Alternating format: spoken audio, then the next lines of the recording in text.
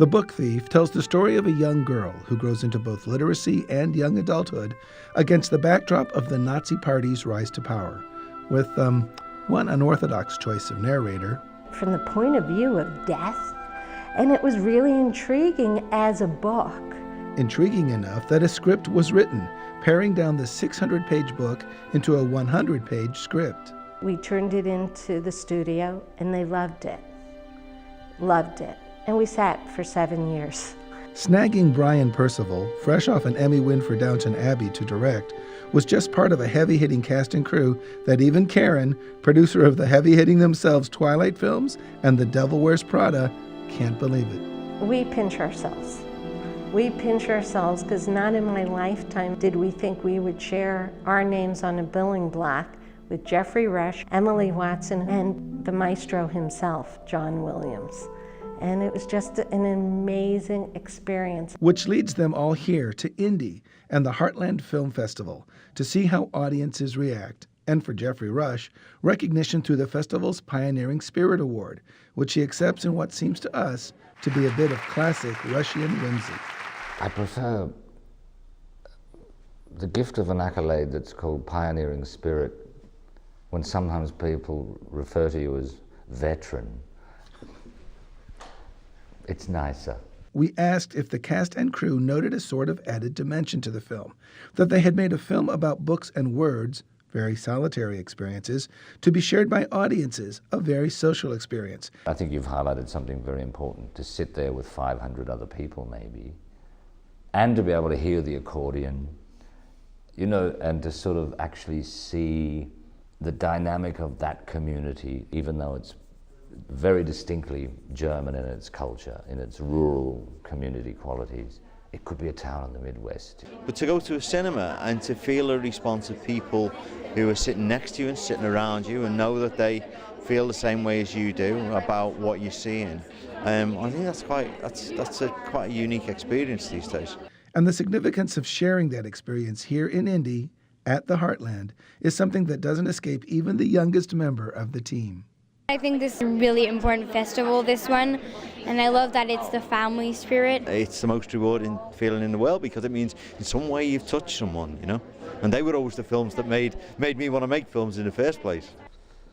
A lot of weeping goes on. They find it actually uplifting because the story of the central protagonist, she finds a love of literature, and I think more importantly she finds a love of language as a way of defining her experiences going from being 10 into young womanhood. So it feels like a really good fit for the theme and the spirit of this particular festival. And festivals like this have a great history. Festival context can be a little more thoughtful about the sort of relationship a film can have with an audience. I couldn't think of anything better than being at Heartland with the film, with the mission of the Heartland Film Festival. If this movie allows people to cry, to laugh, and to understand that ordinary people can do extraordinary things, we've succeeded. So, what's the key to bringing performers like Geoffrey Rush to town? That's a pretty big coup to have. Yeah, it is. It's a lot of doing the right things along the way, I think. It's getting the right relationships, it's treating people correctly. It is really all about the relationships that you build with not only the studios, but the directors, the producers, people that maybe did a short film 3, 4, 5 years ago that now have a feature film. So it's really kind of treating everybody with that Hoosier hospitality, really, that gets them to come back and commit year after year. What pushes each festival on? I think just the fact of being able to put it here in a theatrical setting. I mean, movies are an art, you know, just as much as painting, just as much as storytelling. It is a visual form of storytelling. So, you know, I've always operated that it's better to see it in a theater, in a social setting with other like-minded people that came here to see this specific piece of art so that you can talk about it before, during, after. I don't think people understand that when they talk about screening films to pick for a film festival. When, you know, you get for us, maybe 400 or 500, it depends. Some years it's a lot, there's a lot of shorts, and you're picking the cream of the crop, and there are lots that we don't get to show that we wish that we could, and then there are some that I can't believe we got. Have you ever looked at like how many hours It's of pro- depressing. It's It's like depressing. 15,000 plus hours each season of just movie watching. There has to be some passion there. People wouldn't do it. Tell me where that comes from. This is Indianapolis. It's not Chicago. It's not LA. It's not New York. And it never will be. That's the beauty of it. It's going to be Indianapolis. It's going to be, you know, whether it's filmmaking or film exhibition in Indianapolis, it needs to be organic. And that's kind of where the passions always come from with me is like, everybody's like, you know, do you want to be like a Chicago? Do you want to be like a New York? And it's like, no, we need to be, you know, Indianapolis or Indiana or, you know, the Midwest, you know, coming up with kind of how we, you know, exhibit and watch films. And it's just, that's always what fueled me anyways, is to keep kind of that theatrical, you know, the art of filmmaking and the exhibition of filmmaking out there, because it's slowly starting to disappear. So how can you make the snowball bigger? How can you make these festivals more important? I don't think we ever looked at it as how can we make it bigger, better, badder, stronger, faster.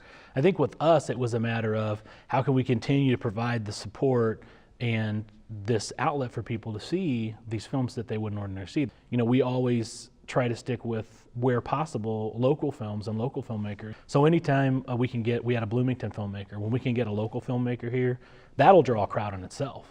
Yeah, we see the same thing as well, and we had a short documentary this year made locally by a young local filmmaker, and the attendance for that shorts program was really good, especially compared to all the other shorts. I'm probably going to have to next year program one Indianapolis short in every program, just so that we have that same base in every single different shorts program that we have. Well, it's interesting because the reason I wanted to talk to you is because I was impressed with the international and national stars coming here. And yeah, you're telling me that's, if that happens again, or happens a lot, that's nice.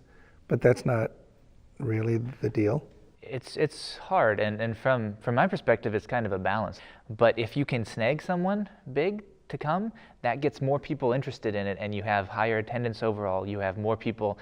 When I'm programming, and I don't know about you guys, but I try to give people a little bit of what they want, the candy that they're used to, and then put in some medicine next to it, and hopefully they'll accidentally ingest the medicine, and then they might like it, and next year they come back, and the medicine has become candy for them, and it's this building process that you cater to the fans that are already here, and then you try to make new fans. Yeah, you pair a short with a feature that you know they want to see, a short that they probably wouldn't see if you didn't pair the two of them together.